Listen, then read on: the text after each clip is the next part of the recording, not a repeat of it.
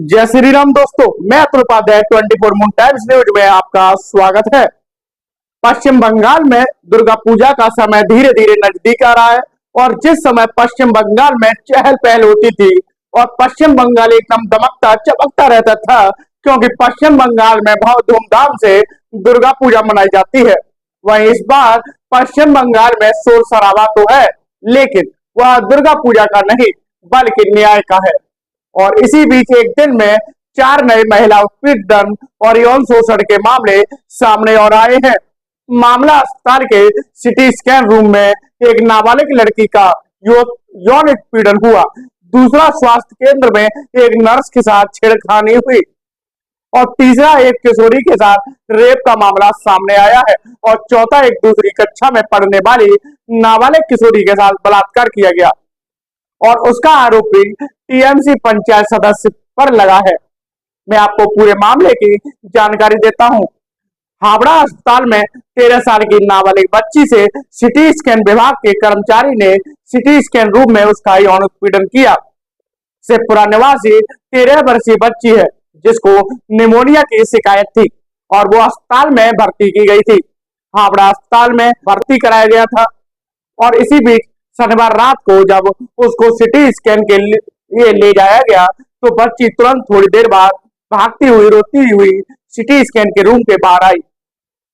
इसके अलावा जो अन्य मरीज वहां पर बैठे थे, जिनके रिश्तेदार वहां पर जो थे, उस लड़की के जो लोग बैठे हुए थे, उनसे वह बच्ची जो है मदद की भीख मांगने लगी। 13 साल की बच्ची अब, क्योंकि सिटी स्कैन रूम में पेशेंट के अलावा किसी को भी जाना अलाउड नहीं होता है, किसी को भी जाने की परमिशन नहीं होती है, इस वजह से जो है बच्ची की माँ थी वो सिटी स्कैन रूम के अंदर नहीं जा पाई और वो बाहर ही बैठी रही। बच्ची का वीडियो काफी वायरल हो रहा है जिसमें वह डरी हुई, सहमी हुई और रोती हुई यह बताती है कि पहले मेरा पैंट उतारा और फिर मुझे अश्लील वीडियो दिखाकर पूछा कि क्या यह वीडियो इससे पहले कभी देखा है, और उसके बाद जब वह चिल्लाने लगी तो उसको धमकाया गया कि इंजेक्शन लगाकर मार डालूंगा। उसके बाद जब ये खबर इलाके में फैली जिससे स्थानीय लोगों में गुस्सा फूटा और जो पीड़िता के परिवार और रिश्तेदार थे वो भी अस्पताल पहुंचे और हंगामा करने लगे, अस्पताल के सामने विरोध करने लगे।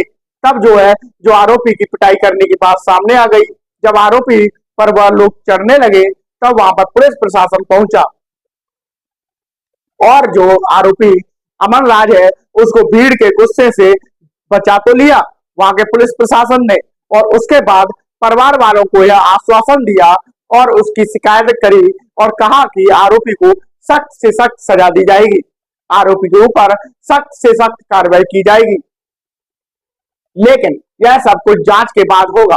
अब दूसरा मामला है बंगाल के बीरभूम जिले का, जहां इलम बाजार स्थित प्राथमिक स्वास्थ्य केंद्र में इलाज के लिए आए एक मोहम्मद अब्बासुद्दीन जो कि एक मरीज है, वह स्ट्रेचर पर लेटे हुए थे और स्ट्रेचर पर लेटे लेटे एक नर्स के साथ छेड़खानी करने लगे, उसके प्राइवेट पार्ट को टच करने लगे, उसकी बॉडी को टच करने लगे। पुलिस ने नर्स की शिकायत पर मामला दर्ज कर लिया है और शिकायत के आधार पर उस आरोपी को गिरफ्तार कर लिया है। नर्स ने बताया कि पहले मरीज ने उसको गलत तरीके से छुआ, उसके प्राइवेट पार्ट को छुआ। जब महिला ने इसका विरोध किया तो वह गंदे गंदे शब्दों का प्रयोग करने लगा। अब शब्द प्रयोग जो शब्द है उनका प्रयोग करने लगा, गाली गलौज करने लगा, नर्स के साथ छेड़खानी करने लगा। यह सब पश्चिम बंगाल में मामले में बता रहा हूं आपको। और तीसरा और अगला मामला नदिया के कृष्णागंज के भजन घाट का है, जहां पर एक नाबालिग का रेप किया और फिर उसको धमकी दी गई। किशोरी जो सामान लेकर लौट रही थी तभी उसके पड़ोसी ने उसको जबरदस्ती बगीचे में खींच लिया और वहां उसके साथ रेप किया, जिसके बाद उसको जान से मारने की धमकी दी गई। अगर तुमने अपने परिवार में किसी को कुछ भी बताया तो तुमको मैं जान से मार दूंगा। और चौथा मामला है मध्य ग्राम के उत्तर 24 परगना जिले का, जहां एक 9 साल की बच्ची के साथ यौन उत्पीड़न होता है। एक स्थानीय तृणमूल कांग्रेस का नेता है, उस पर आरोप है कि उसने पीड़िता परिवार पर जो दबाव डाला। इस मामले को सुलझाने के लिए जब शनिवार रात रोहतास के राजवाड़ी इलाके में इस कथित यौन उत्पीड़न की खबर फैली तो स्थानीय लोगों को आरोपी के घर के बाहर प्रदर्शन करने लगे और लोगों का गुस्सा तब और बढ़ गया जब उनको यह पता चला कि टीएमसी नेता जो पंचायत सदस्य है उसके पति ने इस मामले में दखल दी है।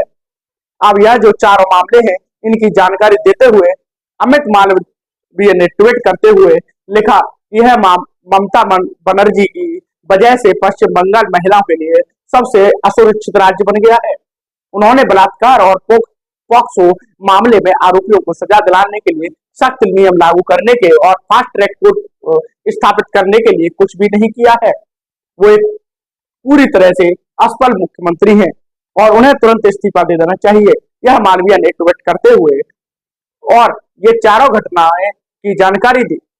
अब ममता बनर्जी एक तरफ से कह रही हैं कि मैं एक विधेयक पेश करूंगी, उन्होंने किया भी, यानी कि जो भी आरोपी होगा उसे 10 दिन के अंदर फांसी की सजा दे दी जाएगी। लेकिन अब एक बहुत बड़ा सवाल है ममता बनर्जी और उनकी सरकार पर यह उठता है कि क्या जिन चीजों से उनको खुद के नेताओं की जिन जिन मामलों में टीएमसी के खुद के नेताओं की संलिप्तता होगी, जिसमें वो खुद संलिप्त पाए जाएंगे, क्या उनके लिए भी एक्शन लिया जाएगा जो वो लेकर आ रही है।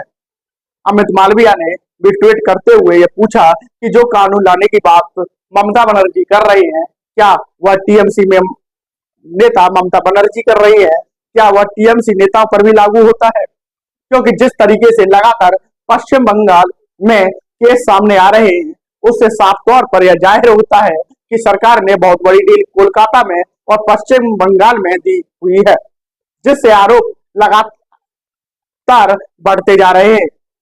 आपकी इस बात पर क्या राय है? क्या बंगाल में राष्ट्रपति शासन लगना चाहिए? कमेंट में अपनी राय जरूर बताइएगा। ऐसी ही तमाम जानकारियों के लिए देखते रहिए 24 मून टाइम्स न्यूज।